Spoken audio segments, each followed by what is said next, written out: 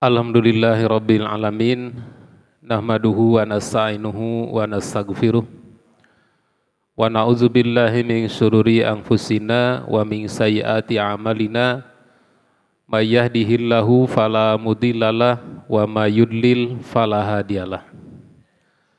Asyhadu an la ilaha illallah wahdahu la syarikalah wa asyhadu anna Muhammadan abduhu wa rasuluhul ladzi la nabiyya ba'da, amma ba'du. Bapak-bapak, ibu-ibu, para jamaah Masjid Baitur Ruhiyat yang insya Allah dirahmati Allah Subhanahu wa Ta'ala, bagaimana kabarnya? Alhamdulillah, semangat baru di tahun baru. Mudah-mudahan di tahun ini kita bisa lebih meningkatkan kualitas dan kuantitas ibadah kita kepada Allah Subhanahu wa Ta'ala. Dan sehubungan dengan kita berada di Sabtu pertama di tahun baru 2024, maka kajian Tadabbur Quran kali ini mengambil salah satu ayat dari surat Al-Hasyr ayat 18 sampai 20. Yang surat ini suka dijadikan dasar oleh para ulama tentang kewajiban bermuhasabah. Memuhasabah diri, menghisab diri kita sendiri. Walaupun sebenarnya muhasabah itu bukan hanya di awal tahun, tapi muhasabah itu dianjurkan setiap waktu, setiap saat. Karena bagi kita kaum muslimin, waktu ini adalah makhluk baru. Setiap fajar menyingsing, itu adalah makhluk Allah yang baru. Kalau seandainya waktu bisa ngomong, jadi kalau ada lagu, kalau bulan bisa ngomong. Kata para ulama, kalau waktu bisa ngomong, maka waktu akan berkata setiap saat, setiap fajar menyingsing, setiap matahari terbit, waktu akan berbicara kepada kita, ana khalqun jadid. Aku ini adalah makhluk Allah yang baru. Wa ala amalika syahid. Dan aku akan menjadi saksi terhadap seluruh amal perbuatanmu.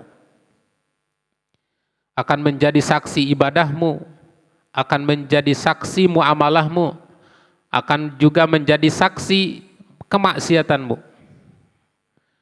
Maka oleh karena itu, fatazawwaj minni, berbekalah dariku, berbekal dengan amal-amal soleh untuk pulang kepada Allah, untuk bekal pulang menghadap Allah.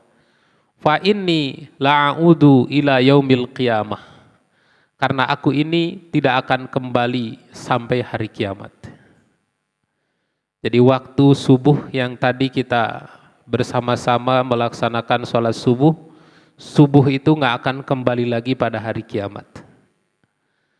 Maka subuh yang tadi kita laksanakan sholat subuh bersama mengisi waktu itu yang akan menjadi saksi terhadap amalan kita, apa yang diperbuat pada hari itu. Demikian juga saat ini kita duduk bersama bermajlis di majlis kajian tafsir Al-Quran, waktu yang saat ini kita nikmati juga tidak akan kembali lagi sampai hari kiamat. Maka kalau waktu bisa ngomong, kata para ulama akan berkata, wahai manusia, yabna Adam, ana khalqun jadid wa ana ala amalika syahid fatazawwaj minni fa inni la'udu ila yaumil qiyamah. Hei manusia, aku ini adalah makhluk baru. Aku ini akan menjadi saksi terhadap seluruh amalmu, maka berbekalah dariku karena aku nggak akan pernah kembali lagi sampai hari kiamat nanti. Nah, maka pada kesempatan ini kita mengambil salah satu surat dari surat Al-Hasyr ayat 18 sampai 20. Surat Al-Hasyr adalah surat yang ditempatkan oleh Allah pada urutan ke-59 dalam tartib penulisan mushaf Al-Quran. Adadul kalimat fi suratil Hasyri. Jumlah kata dalam surat Al-Hasyr ada 447 kata. Adadul ahrufi fi suratil Hasyri. Jumlah huruf-huruf dalam surat Al-Hasyr ada 1913 huruf. Silahkan dihitung lagi, Pak. Tapi mending percaya ya, Bu ya. Surat ini dinamai Al-Hasyr dan jumlah ayatnya ada 24 ayat. Dan surat ini termasuk kategori Madaniyah, surat Madani. Nuzilat ba'da Al-Bayyinah, diturunkan setelah surat Al-Bayyinah. Wa nuzilat qabla An-Nasr, diturunkan sebelum surat An-Nasr. Jadi setelah surat Al-Bayyinah, sebelum surat An-Nasr. Karena surat An-Nasr, idza jaa nasrullahi wal fath wa ra'aitan nasa yadkhuluna fi dinillahi afwaja fasabbih bihamdi rabbika wastaghfir innahu kana tawwaba, itu juga termasuk Madaniyah. Turun pada periode kenabian Madinah, walaupun tempat turunnya di Mekah ketika sedang melaksanakan ibadah haji wada. Kemudian surat Al-Bayyinah juga surat lam yakunil ladzina kafaru min ahlil kitab, ini juga termasuk Madaniyah ya. Karena diturunkan surat ini ketika Nabi tiba di Madinah. Demikian juga surat Al-Hasyr. Ayat 18 sampai 19 atau sampai 20, ayat ini berisi perintah kepada kita semua agar kita mempersiapkan diri untuk menghadapi satu hari, disebutnya hari esok ya, karena hari itu sangat dekat. Untuk menghadapi hari esok, yaitu hari kiamat, kita diperintahkan untuk membekali diri dengan amal-amal soleh. A'udzubillahi minasyaitonirrajim. Ya ayyuhallazina amanu, wahai orang-orang yang beriman, ittaqullah, bertakwalah kepada Allah. Wa tanzur nafsum ma qaddamat lighad, wa tandur, dan hendaklah memperhatikan, melihat, mengecek. Ibarat Bapak mau pergi keluar kota, maka dicek barang-barang bawaan. Yang pertama dicek apa? Dompet. Kira-kira ongkosnya cukup nggak? Gitu. Kira-kira nyampe nggak ya? Kemudian barang-barang lainnya, penunjang barang-barang lainnya. Wah, tanzur, diperiksa ya. Kita tidak akan berani pergi keluar kota untuk liburan, untuk beribadah ke Mekah misalnya, ke Mekah, ke Madinah, atau untuk berwisata ke luar negeri kalau dompetnya tidak cukup. Nah, dompet ini amal soleh ya. Dompet ini amal kita. Kira-kira cukup tidak ini untuk menyelamatkan kita, perjalanan kita menghadap kepada Allah. Karena dunia ini bukan tempat akhir. Dunia ini hanya tempat singgah. Dan kemudian kematian juga bukan tempat akhir. Setelah mati itu perjalanan kita masih jauh, ya. Perjalanan kita masih panjang. Di alam barzah kita menunggu entah berapa ribu tahun. Kemudian dibangkitkan, dikumpulkan di mahsyar, lalu kemudian menghadapi hisab, menghadapi mizan, menghadapi sirat. Nah, itu sebagai penentuan. Fariqun fil jannah wa fariqun fis sa'ir. Sebagian ada yang masuk surga, sebagian ada yang masuk neraka. Jadi dunia ini tempat singgah, maka kita nggak boleh betah di tempat singgah. karena ini bukan tujuan akhir. Wa tandur nafsum ma qaddamat lighad, dan hendaklah setiap jiwa memperhatikan apa yang diperbuatnya, yang telah diperbuatnya untuk menghadapi hari esok, yaitu hari akhirat. Wattaqullaha innallaha khabirum bima ta'malun, dan bertakwalah kepada Allah, sesungguhnya Allah Maha mengetahui apa yang kamu kerjakan. Wala takunu kalladina sullaha, dan janganlah kamu seperti orang yang lupa kepada Allah. Fa'angsahum anfusahum, lalu menjadikan mereka lupa pada diri mereka sendiri. Jadi akibat lupa kepada Allah, maka lupa terhadap dirinya.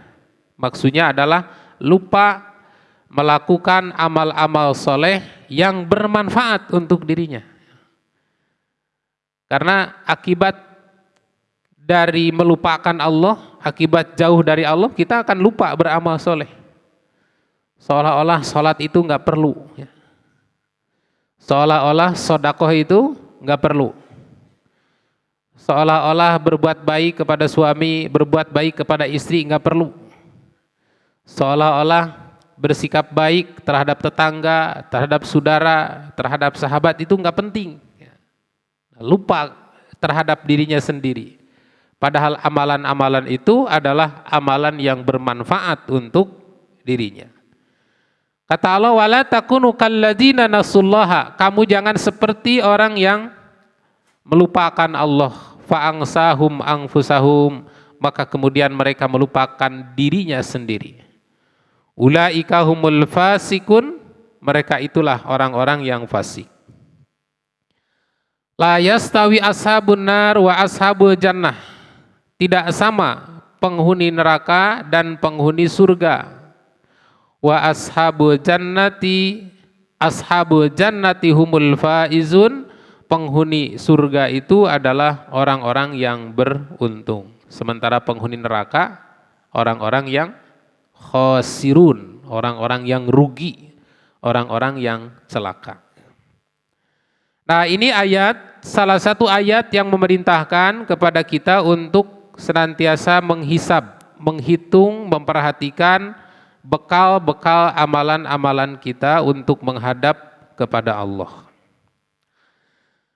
Terkait dengan ayat ini, Imam Ibnu Katsir menafsirkan secara ijmali.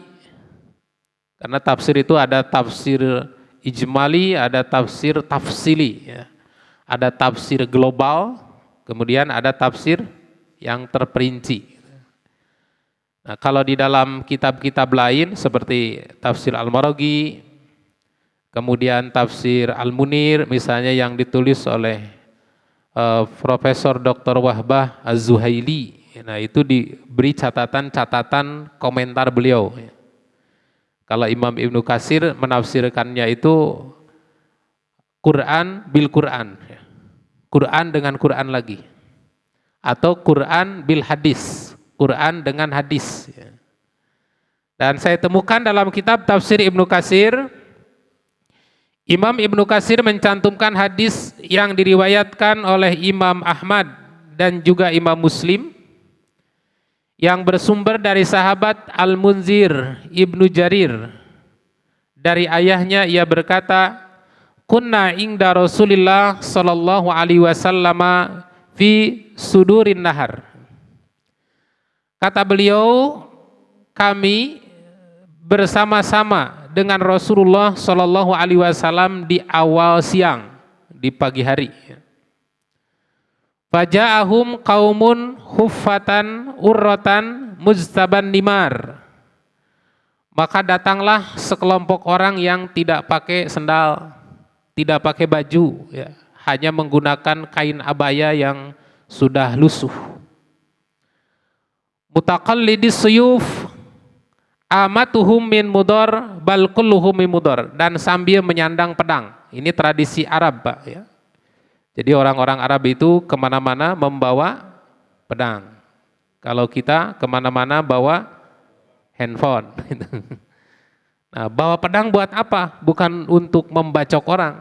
Itu sudah tradisi saja begitu. Seperti orang tua kita dulu di kampung kemana-mana bawa golok, bawa bedog. Itu bukan untuk membacok orang lain.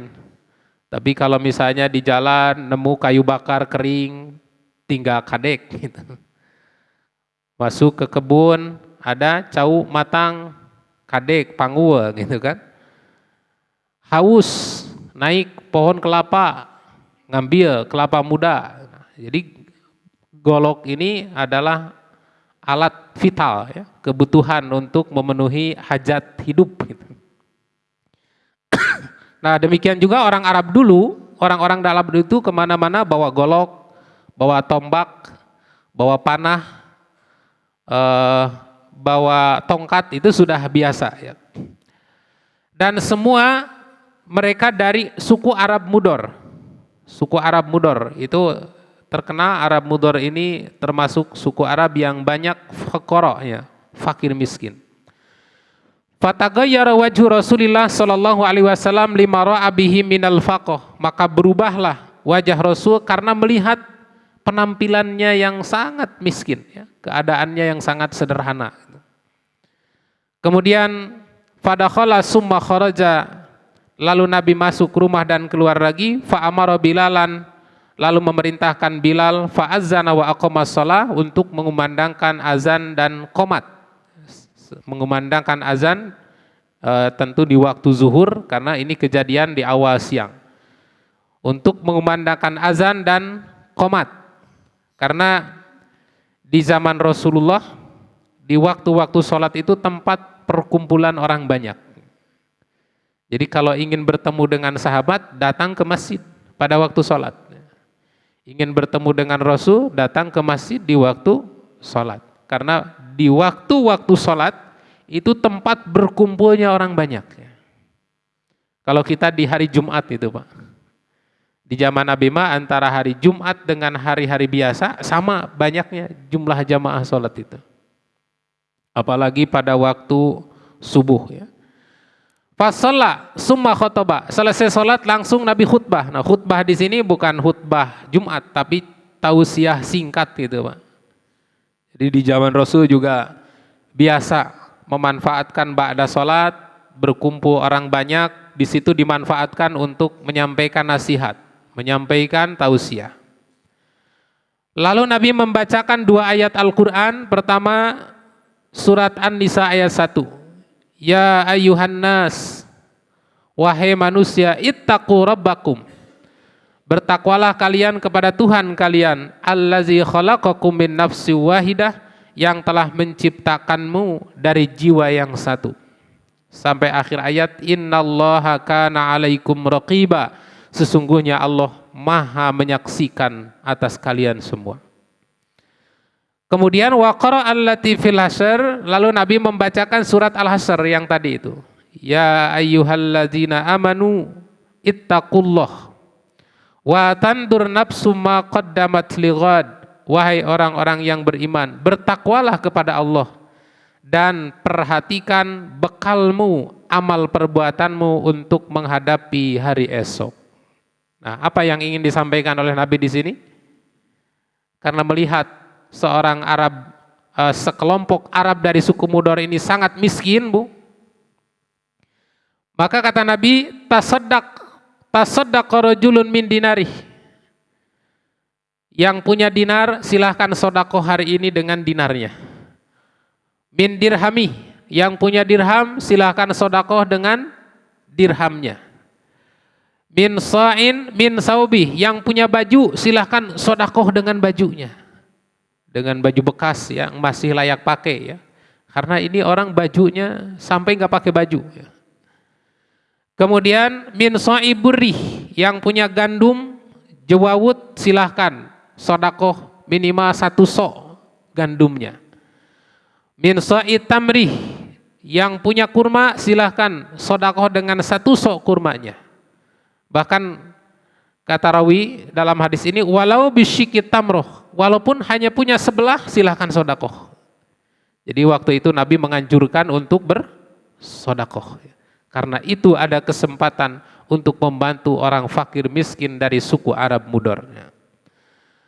Maka kemudian faja'a rajulun minal ansor bisuratin kadat kafuhu ta'jazu anha. Datanglah seorang dari Ansor membawa kantong berisi pakaian dan makanan hampir saja tidak terpegang.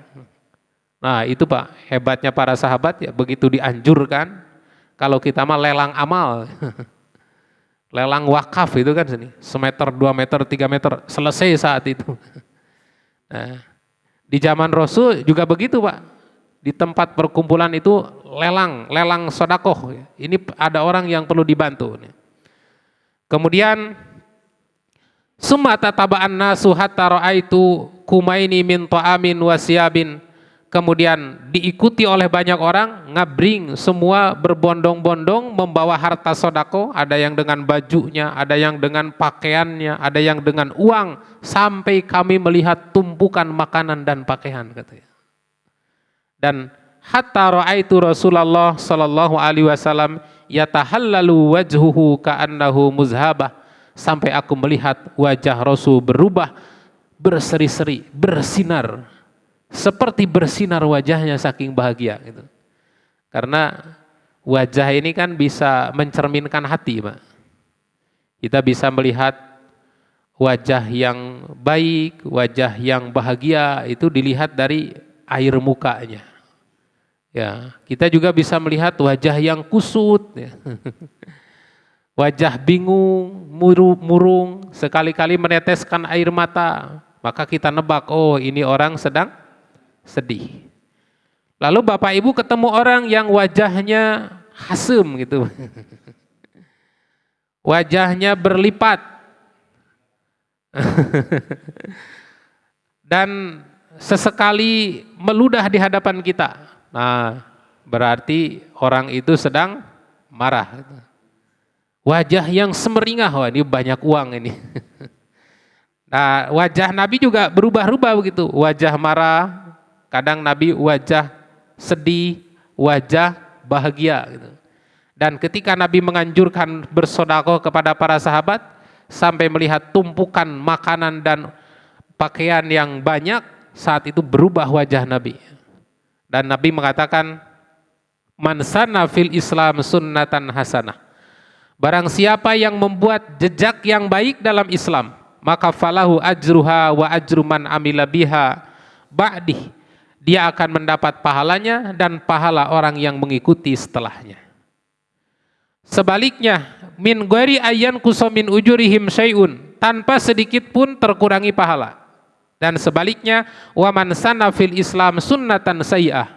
Siapa yang membuat sunnah dalam Islam dengan sunnah yang sayyi'ah, yang buruk, kana alaihi wizruha wa wizru man amila biha. Dia akan mendapat dosanya dan dosa orang yang ikut mengamalkan perbuatan itu. Min ghairi ayyan kusamin uzurihim syai', tanpa sedikit pun dikurangi dosanya. Nah, Nabi itu bahagia karena sudah mengajak ya, kepada para sahabat untuk bersedekah. Walaupun Nabi saat itu tidak mampu untuk membantu, tapi mengajak itu juga sama dengan sedekah. Karena salah satu di antara orang yang mendustakan agama itu adalah wala yahuddu ala ta'amil miskin. Dia tidak menganjurkan memberi makan orang miskin. Artinya apa? Berbuat baik kepada fakir miskin tidak harus dari harta kita. Kalau kita tidak mampu membantu, ajak orang lain membantu. Yahuddu ala ta'amil miskin. Salah satu amalan istimewa itu mengajak, menganjurkan untuk membantu orang-orang fakir miskin. Nah, di sini Nabi SAW menganjurkan kepada kita untuk berbekal diri menghadapi hari esok. Dengan cara apa, Pak? Di antaranya banyak-banyak bersedekah. Nah, itu tafsir ijmali. Jadi wa tandur nafsu ma qaddamat ligod, perhatikan diri kita apa yang telah diperbuat untuk hari esok, salah satunya adalah dengan banyak sedekah. Jadi kalau kita sekarang melihat sedekah kita, kalau uang sudah berapa juta atau sudah berapa puluh juta, Sudah berapa ratus juta uang yang dititipkan kepada Allah untuk dibawa pulang. Tuh saya sabar ratus juta, Bu. Kemudian kalau tanah sudah berapa meter yang dititipkan untuk bekal pulang kepada Allah. Kemudian waktu, kalau waktu sudah berapa banyak, waktu kita sudah berapa tahun kira-kira yang dipakai untuk beribadah semua. Kemudian anggota badan kita, apakah semua anggota badan ini sudah maksimal ya, untuk dijadikan sarana beribadah kepada Allah. Nah, di sini Allah mengingatkan, ya ayyuhallazina amanu taqullah, hai orang-orang yang beriman, bertakwalah kepada Allah. Nah, perintah itu adalah perintah mencakup imtisalul ma'murat wajtinabul manhiyat, mengerjakan perintah dan menjauhi larangan. Wa tandur nafsum ma qaddamat ligad, dan hendaklah setiap diri memperhatikan apa yang telah diperbuat untuk hari esok. Maksudnya adalah hasibu anfusakum qabla an tuhasabu. Hitunglah diri kalian sebelum kalian diminta perhitungan. Wanzur mada dakhartum li anfusikum minal a'malis shalihah, dan perhatikanlah apa yang kamu tabung buat diri kalian berupa amal-amal soleh. Liyaumi ma'adikum wa ardikum ala rabbikum, yaitu untuk bekal hari kalian kembali, yaitu hari dihadapkan kalian kepada Tuhan. Ini sebenarnya diambil dari pernyataan Umar bin Khattab, Bu. Umar bin Khattab itu mengatakan, hasibu anfusakum qabla an tuhasabu wazinu a'malakum qabla an tuzanu, kata Umar. Hisablah amalmu sebelum nanti kamu dihisab. Timbanglah amalmu sebelum nanti amalmu ditimbang pada hari kiamat. Kapan? Liyaumi li'ardil azim, ya, pada hari pertunjukan besar. Karena nanti hisaban itu ada hari pertunjukan besar, pertunjukan amal, ya, di mana amal kita akan dipertontonkan di hadapan Allah, dipertontonkan di hadapan para malaikat, dipertontonkan di hadapan seluruh umat manusia dari yang pertama sampai yang terakhir. Berapa juta, Pak? Berapa miliar? Yang pada saat itu, kata Nabi SAW, pada saat kita dibangkitkan di hari kiamat itu, kita tidak memiliki tempat kecuali sebatas telapak kaki. Coba itu. Tetiasa usik-usik acan, Pak. Jadi ketika manusia dibangkitkan, kata Nabi saat itu manusia tidak punya tempat kecuali sebatas menginjakan telapak kaki. Bapak Ibu pernah terjepit di tengah kerumunan lautan manusia?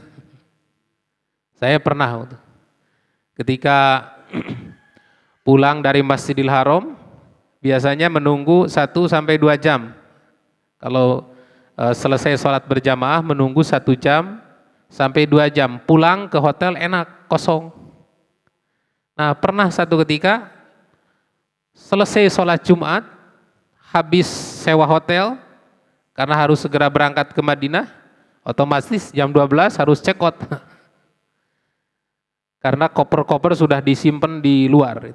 Maka begitu bubar Jumat keluar, apa yang terjadi? Nggak bisa bergerak. Sampai 1 jam itu terjepit, nggak bisa apa-apa. Saya membayangkan barangkali seperti ini nanti dikumpulkan di hari kiamat.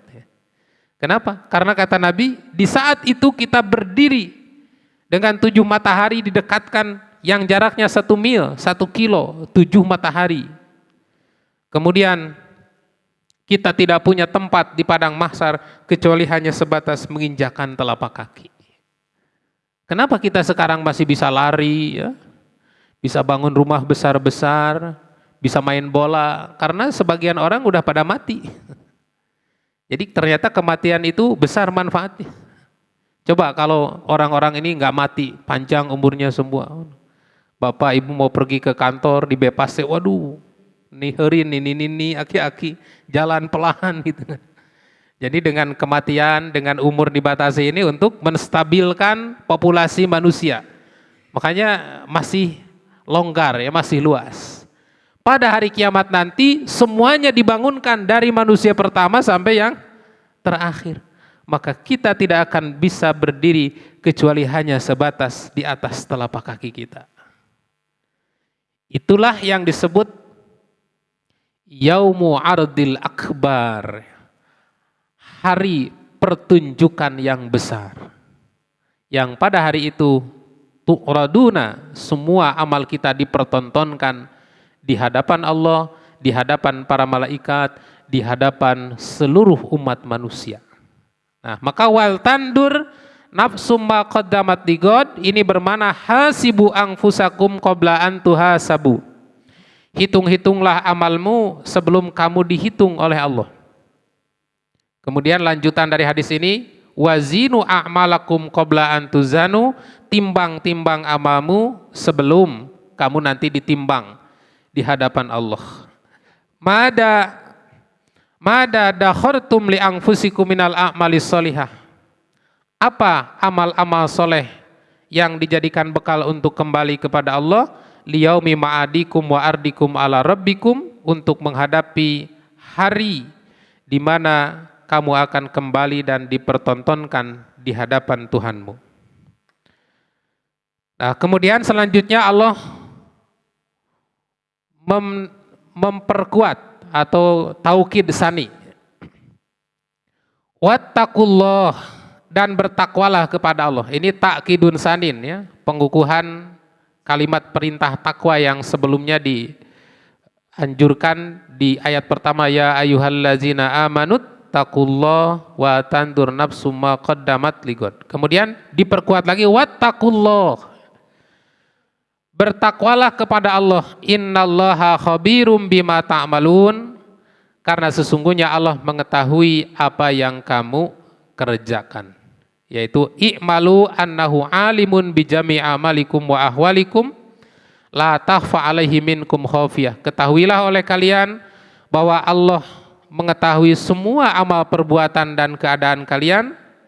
La takhfa alaik anhu, la takhfa alaihi minkum khafiyah. Tidak ada sesuatu pun yang tersembunyi bagi Allah. Wala yagibu anhu min umurikum jalilun wala hakir, dan tidak ada sesuatu pun baik yang besar, yang kecil dari urusan mereka yang luput dari pengetahuan Allah. Kenapa? Karena ada buku. Makanya orang-orang kafir pada saat diserahkan buku catatan nanti pada hari kiamat, mereka akan menjerit. Apa kata mereka? Mali hadzal kitab la yughadiru saghiratan wala kabiratan illa ahsaha. Kata orang-orang kafir, kitab macam apa ini? La yughadiru saghirah wala kabirah, yang tidak menyisakan yang besar maupun yang kecil, illa ahsaha, kecuali terhitung, tercatat. Saya baca dalam tafsirnya, sampai rintihan-rintihan kita di saat sakit, Bu. Bapak Ibu sakit gigi ya, merintih kesakitan. Rintihan itu ada tertulis. Apakah hanya merintih-rintih atau disertai dengan istighfar ya? Tapi memang kadang ketika sakit mah sok rada rempek istighfar katanya. Diuji sakit gigi, astagfirullah. Astagfirullah. Begitu sembuh, istighfar deh. Begitu sembuh, nyanyi. Nah, makanya memang kecenderungan manusia itu nampaknya lebih sukses ya. Lebih banyak yang sukses, lebih banyak yang berhasil ketika diuji dengan ujian yang menyakitkan. Ketika diuji dengan ujian-ujian yang memberatkan dirinya, daripada diuji dengan kenikmatan. Padahal baik ujian yang baik ataupun yang buruk itu semua juga ujian. Wa nablukum bil khairi wasyarri. Kata Allah, kami akan mengujimu bil khair, dengan kebaikan. Apa ujian kebaikan, Pak? Sehat, badan sehat, harta banyak, usaha lancar, jabatan naik, anak-anak sukses. Nah, ini ujian kebaikan. Ujian keburukan, badan sakit, usaha gagal, bangkrut, anak-anak tidak sukses, uang gak punya. Nah, ujian keburukan. Wa nablukum bil khairi wasyarri. Kami akan mengujimu bil khair dengan ujian-ujian kebaikan, wasyar dan ujian-ujian keburukan. Nah, tetapi nampaknya kecenderungan manusia itu lebih banyak yang sukses diuji dengan keburukan daripada dengan kebaikan. Diuji dengan sakit, istighfarnya sampai rempeg gitu. Sehat, nyanyi gitu. Nah, tapi jamaah Baitur Riyad insya Allah tidak ya. Baik dalam keadaan sakit maupun dalam keadaan sehat, selalu semua digunakan untuk beramal soleh. Wala takunu kalladzina nasullaha fa'angsahum. Ayat selanjutnya kata Allah, dan janganlah kamu seperti orang yang lupa kepada Allah, lalu menjadikan lupa kepada diri mereka sendiri. Apa maksudnya? Ayalatan sauzikrallah fayunsikumul amala limasalihi anfusikum. Yaitu janganlah kamu lupa dari mengingat Allah, yang akhirnya kamu akan lupa kepada amal soleh yang allati tanfa'ukum fi ma'adikum, yang bermanfaat bagi diri kalian di hari kemudian. Karena akibat kita jauh dengan Allah, jauh tidak berzikir kepada Allah, itu akan melupakan amal-amal soleh yang bermanfaat. Ulaika humul fasikun, jika demikian kamu termasuk orang yang fasik. Nah, jadi salah satu orang yang fasik itu adalah orang yang lupa zikir kepada Allah. Nah, makanya ini semakna dengan firman Allah dalam surat Al-Munafikun ayat 9. Di Al-Munafikun ayat 9 Allah mengingatkan, ya ayyuhallazina amanu, wahai orang-orang yang beriman, la tulhikum amwalukum wala auladukum an zikrillah, janganlah hartamu dan anak-anakmu membuat kamu lupa zikir kepada Allah. Jadi jangan sampai kecintaan kita terhadap anak atau keluarga, jangan sampai kecintaan kita terhadap harta membuat lupa zikir kepada Allah. Wa may yaf'al dzalik fa ulaika humul khasirun. Siapa yang melakukan itu, maka dia termasuk orang yang rugi. Dan ini termasuk salah satu ciri dari kemunafikan gitu. Jadi kalau kita mencintai anak, keluarga, harta, pekerjaan sampai melupakan kepada Allah, lupa zikir kepada Allah, ini termasuk salah satu ciri kemunafikan. Ini saya baca salah satu hadis ya, kita loncat. Salah satu hadis yang diriwayatkan oleh Imam Muslim, ada seorang sahabat bernama Handalah Al-Usaidi. Nah, ini Handalah Al-Usaidi. Handalah Al-Usaidi ini salah satu di antara juru tulis Rasulullah Shallallahu Alaihi Wasallam. Karena Rasulullah itu punya banyak juru tulis, Pak. Ada berapa juru tulis Rasul? Banyak, ada 50. Juru tulis Rasulullah itu ada 50. Ada juru tulis khusus yang menulis Al-Quran. Ada juru tulis khusus yang menulis hadis. Kemudian nanti ada tobakoh tingkatan, ada juru tulis Mekah, juru tulis Madinah, juru tulis Ba'da Badar, juru tulis Ba'dal Uhud, ya, juru tulis Kufah. Ya. Dihitung-hitung semua ada sekitar 50 sahabat yang menjadi juru tulis Rasul. Dan salah satunya adalah Handalah Al-Usaidi. Wa kana min kutabi Rasulillah sallallahu alaihi wasallam, beliau salah satu juru tulis wahyu yaitu wahyu yang diberikan kepada Rasulullah Shallallahu Alaihi Wasallam. Kata Handalah, lakiani Abu Bakrin. Satu saat beliau dikunjungi Abu Bakar, sama-sama juru tulis juga ya. Abu Bakar, Umar, Utsman, Ali itu juru tulis juga. Kaifa anta ya Handalah? Kata Abu Bakar, bagaimana kabarmu wahai Handalah? Qultu nafaqa Handalah. Kata Handalah saat ini sudah munafik. Maka tentu saja ucapan itu membuat Abu Bakar kaget ya. Kata-kata munafik keluar dari seorang juru tulis Rasul. Coba Pak. Satu hal yang tidak masuk di nalar. Kenapa seorang juru tulis Rasulullah mengatakan dirinya telah munafik? Maka kata Abu Bakar, subhanallah, mataku, maha suci Allah, apa maksudmu? Kata Hanzalah, nakunu ingda Rasulillah sallallahu alaihi wasallam yuzakiruna bin nari wa jannah.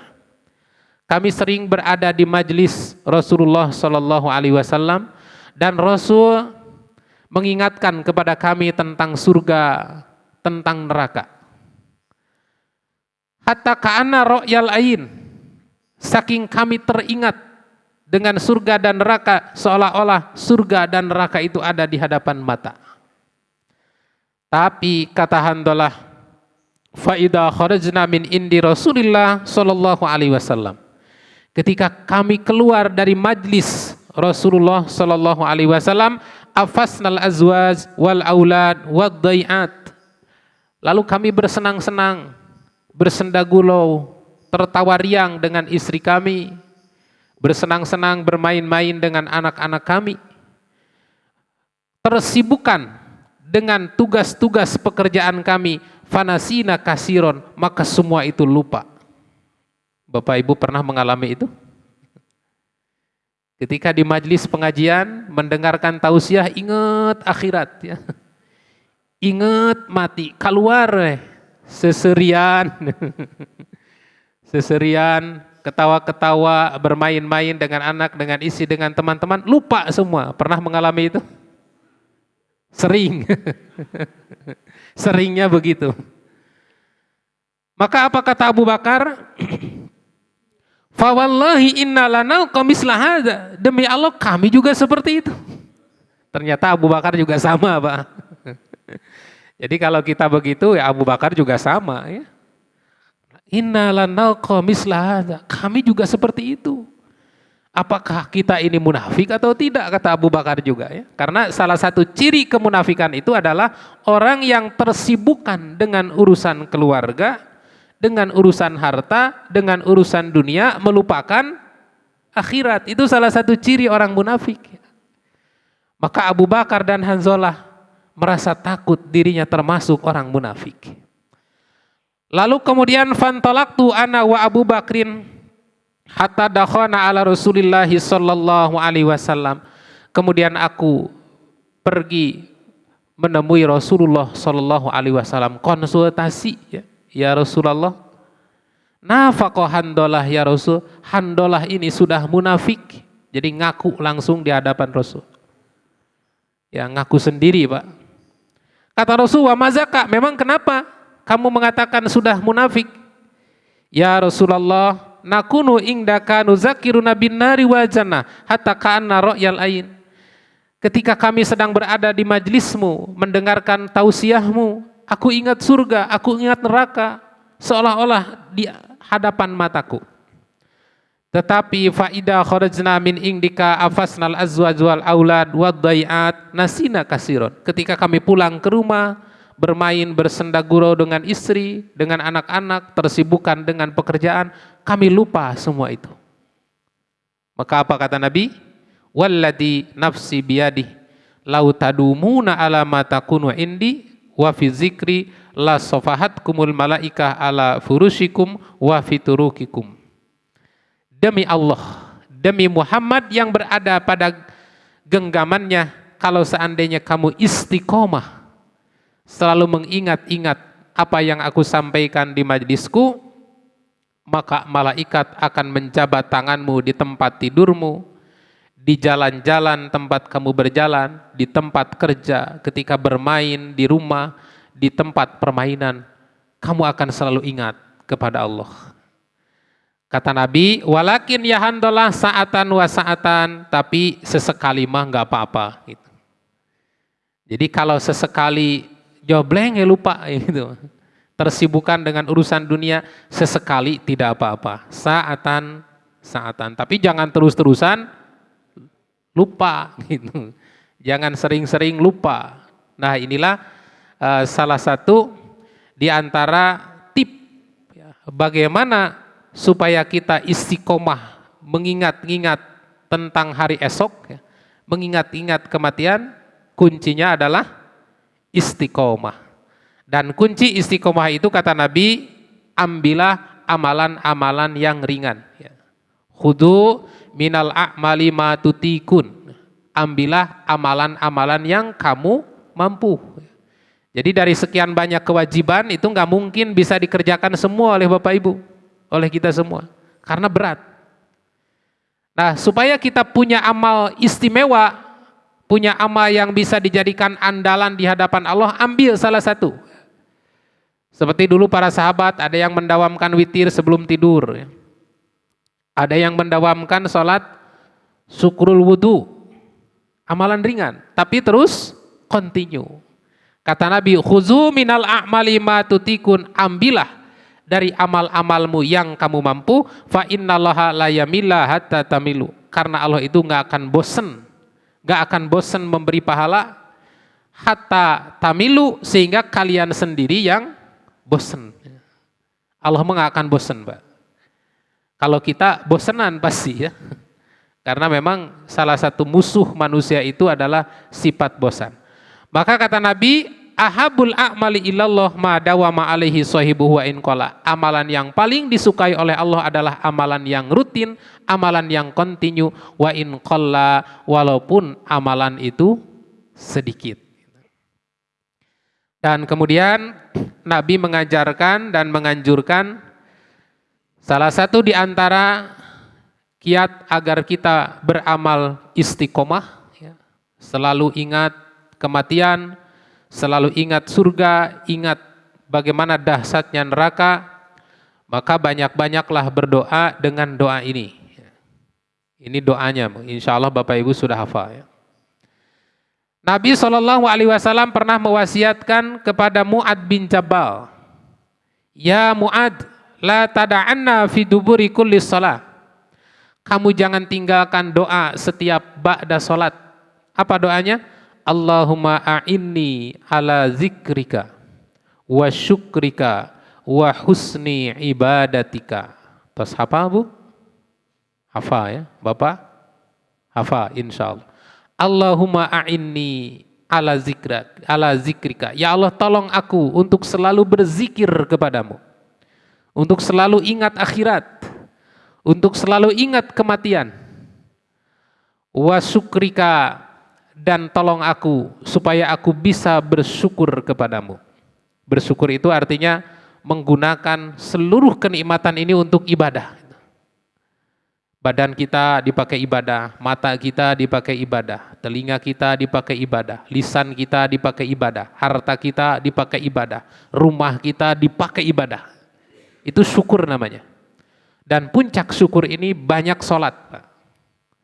Seperti Nabi pernah ditanya oleh Aisyah, ketika Aisyah memegang kaki Nabi bengkak-bengkak, betisnya bengkak, telapak kakinya terjadi perpecahan antar suku. Maksud nama roromeheun. Kata Aisyah, ya Rasulullah, kenapa engkau ini beribadah seberat ini? Padahal dosamu yang lalu dan kemudian sudah diampuni. Kenapa beribadah seberat ini? Maka apa jawab Nabi? Afala uhibbu an akuna abdan syakura. Tidakkah aku suka jika aku dipanggil sebagai hamba yang pandai bersyukur? Jadi puncak syukur itu sholat malam, Bu. Puncak syukur itu Bapak Ibu continue, rutin melaksanakan sholat malam seperti hanya Rasulullah Sallallahu Alaihi Wasallam. Dan ini perlu berdoa karena kita tidak mungkin bisa menjalankan ibadah ini dengan baik dan sempurna dengan kesungguhan yang penuh kecuali atas bantuan Allah. Wa syukrika, ya Allah tolong aku supaya aku bisa terus bersyukur kepadamu. Dan yang ketiga, wa husni ibadatika, ya Allah tolong aku agar aku selalu baik dalam ibadah kepadamu. Dan baik dalam ibadah itu tentu kuncinya adalah dengan ilmu, ya. Bina diri kita dengan ilmu. Nah, inilah doa agar kita selalu ingat kepada Allah, tidak menjadi orang yang munafik, tersibukkan dengan urusan dunia, lupa dengan urusan akhirat. Nah, apa manfaat dari muhasabah ini? Seperti tadi disampaikan oleh Umar bin Khattab, manfaat bermuhasabah, menghisab diri itu adalah insya Allah akan meringankan hisaban kita pada hari kiamat. Kita ulang lagi hadisnya. Umar bin Khattab mengatakan, hasibu anfusakum qabla an tuhasabu wazinu qabla an tuzanu. Hisablah dirimu sebelum kamu dihisab, timbanglah amalmu sebelum kamu ditimbang oleh Allah. Fa innahu ahwanu alaikum fil hisabi godan, karena itu akan meringankan hisabanmu pada hari kiamat. Wa tazayyanu lil ardil akbar, wa tazayyanu lil ardil akbar, dan timbanglah amalmu sebelum nanti kamu ditimbang pada hari pertunjukan yang besar. Ucapan ini diambil dari surat Al-Haqqah ayat 18, yauma idin tu'raduna la takhfa minkum khafiyah. Pada hari itu semua amal akan dipertontonkan, la takhfa minkum khafiyah, tidak ada sedikit pun amal yang tersembunyi. Dan kemudian manfaat berikutnya, kita akan terus dalam petunjuk, kemudian hati kita juga akan baik, ya, akan terobati, akan jauh dari sifat sombong, kemudian akan membuat diri kita memanfaatkan waktu sebaik-baiknya. Apa yang harus dihisab? Pertama, hisab kewajiban. Yang kedua, hisab apakah kita sudah meninggalkan perkara haram. Yang ketiga, apakah kita masih banyak amalan yang masih dilalaikan oleh kita. Yang keempat, apa yang telah dilakukan oleh anggota badan kita, oleh mata, telinga, hati, lisan, tangan, dan semua. Dan yang kelima, koreksi niat kita. Apakah niat kita itu sudah lurus, ya, tegak lurus lillah, atau belok-belok. Ada niat-niat li ghairillah. Nah, Bapak Ibu yang saya hormati, itulah pelajaran tadabbur yang kita ambil dari surat Al-Hasyr ayat 18 sampai dengan ayat 20, yang ayat itu berisi untuk senantiasa menghisab amal-amal kita sebagai persiapan untuk menghadapi hisaban yang besar. Saya kira itu yang bisa saya sampaikan, dan sebelum ditutup masih ada waktu sedikit, ya, untuk berdiskusi. Dipersilakan.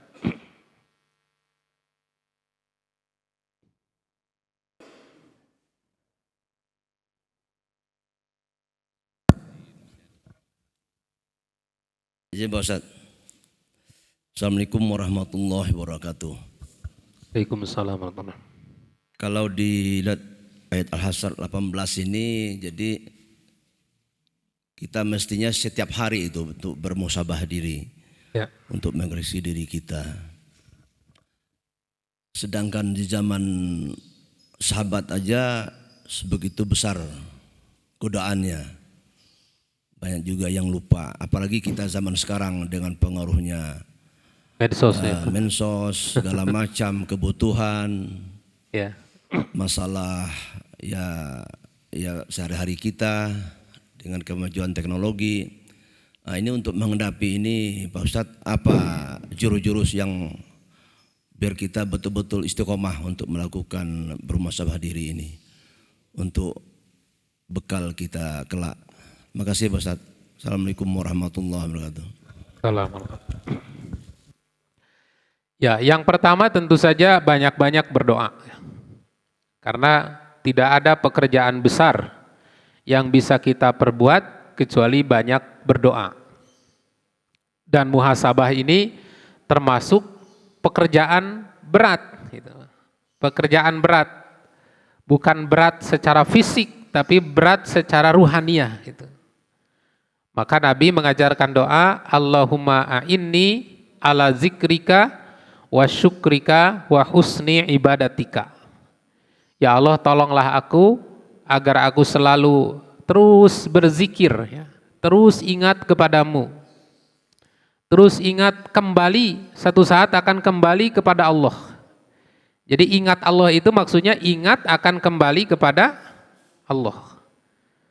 Seperti dalam hadis ada perintah aksiru zikra hadimil ladat.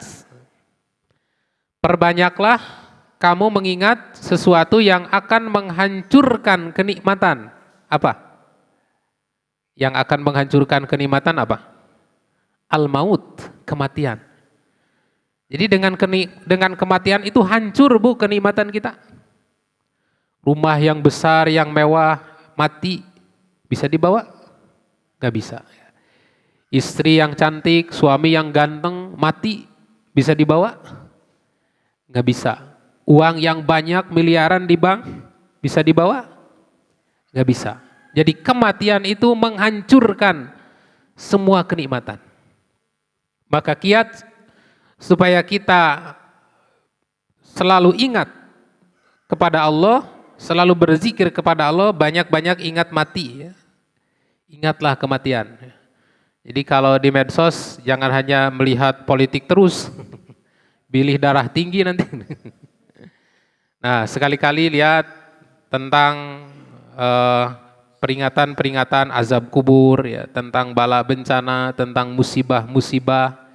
Karena dengan banyak melihat musibah itu melembutkan hati, ya. Seperti kemarin ada kecelakaan, tabrakan kereta api, ya, di Ranca Ekek, itu meluluhkan hati, ya.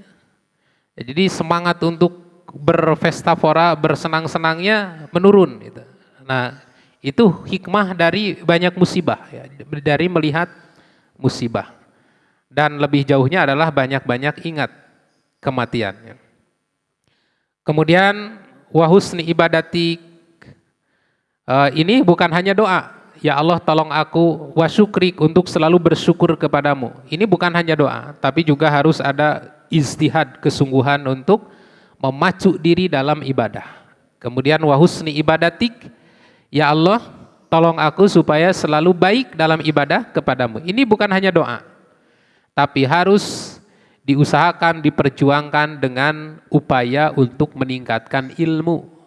Nah, jadi kiatnya supaya kita selalu berzikir kepada Allah di tengah-tengah gempuran media sosial yang dahsyat ini, itu sudah ada jawabannya pada doa tadi. Pertama adalah banyak-banyak ingat mati. Banyak-banyaklah melihat peristiwa-peristiwa musibah. Yang kedua, banyak bersyukur dalam arti memicu diri, ya, memaksakan diri untuk terus beribadah kepada Allah. Begitu azan berkumandang, matikan langsung. Kemudian yang ketiga, memperbaiki amal dalam arti banyak-banyak tolabul ilmi. Karena bertolabul ilmi dalam arti bermajlis ilmu itu memiliki kekuatan besar daripada Bapak Ibu lihat di medsos. Kenapa? Di medsos mah tidak ada khidmat, Pak. Coba Bapak Ibu dengar ceramah di media sosial sambil tiduran gitu. Kadang-kadang perem itu teh, Bu. Dacan beres tos kerek. Tapi di masjid mah ngalengut sedikit nggak apa-apa. Karena tidur di masjid itu tidur paling nikmat gitu. Nah, makanya ada katanya seorang non-muslim yang masuk Islam karena dia merasa nikmat tidur di masjid. Dia susah tidur, berobat kemana-mana, begitu dengar pengajian langsung leng. Ya nggak apa-apa ya. Karena tidur sambil ngaji itu tetap ada yang masuk ke sini. Nah, jadi yang dimaksud perbaiki ibadah adalah banyak-banyak bermajlis ilmu. Seperti halnya amanat Rasulullah Shallallahu Alaihi Wasallam dan pengalaman sahabat. Ketika berada di majelismu, aku ingat surga, aku ingat neraka, seolah-olah di hadapan mata. Tapi ketika kembali ke rumah, bergaul dengan istri, anak, dan bersenang-senang, tersibukkan dengan urusan dunia, lupa semuanya. Artinya kiatnya kalau kita ingin banyak ingat kepada Allah, adalah harus banyak duduk di majelis-majelis ilmu. Begitu, Pak. Bangga, Ibu.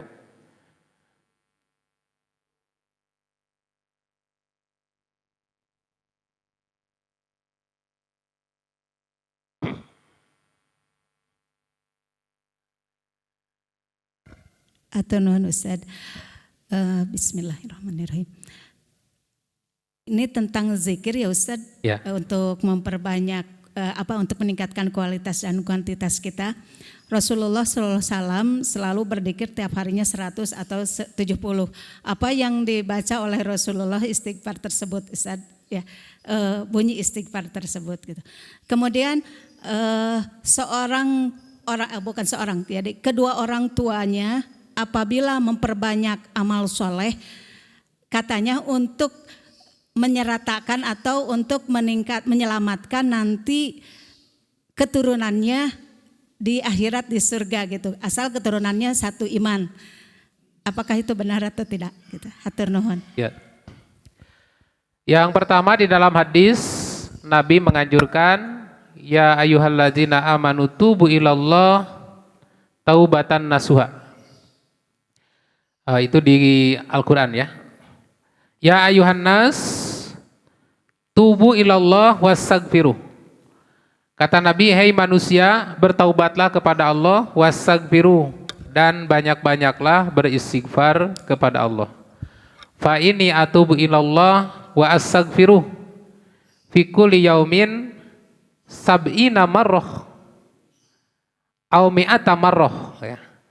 Karena aku setiap hari bertaubat, beristighfar kepada Allah 70 kali, 100 kali, au aksaro, bahkan lebih gitu. Nah pertanyaannya, istighfar apa yang dibaca oleh Rasulullah? Nah di situ memang tidak disebutkan Bu dalam hadisnya. Tetapi kalau kita maknai dengan hadis lain, istighfar itu sekurang-kurangnya kita mengatakan astagfirullah. Astagfirullahalazim. Atau kita membaca sayyidul istighfar, Allahumma anta rabbi la ilaha illa anta khalaqtani wa ana abduka wa ana ala ahdika wa wa'dika mastata'tu a'udzu bika min syarri ma sana'tu abu'u laka bi ni'matika alayya wa abu'u laka bi dzanbi faghfirli fa innahu la yaghfiruz dzunuba illa anta. Ini istighfar tertinggi, terbaik ya. Jadi memperbanyak istighfar dapat dimaknai dengan kalimat-kalimat itu ya. Mengucapkan astagfirullahalazim atau membaca sayyidul istighfar.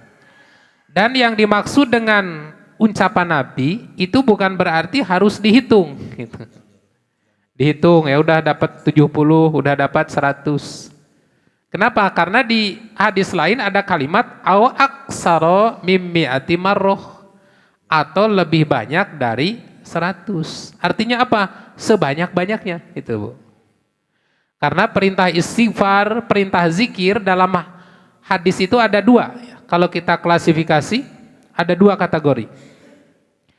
Yang pertama ada perintah zikir dan istighfar yang sifatnya muqayyad, terikat. Seperti ba'da sholat, kita diperintah istighfar berapa kali Bu? 3 kali. Gak bisa kita berpikir 3 kali aja bagus, apalagi kalau 300 kali. Perintahnya cuma 3, tidak boleh kurang, tidak boleh lebih. Ini namanya muqayyad. Kemudian kita membaca kalimat-kalimat dzikir, subhanallah, alhamdulillah, Allahu akbar, berapa kali? 33 kali. Akal kita gak boleh berkreasi, berinovasi. 33 saja bagus, apalagi 3.333. Tidak ada perintahnya.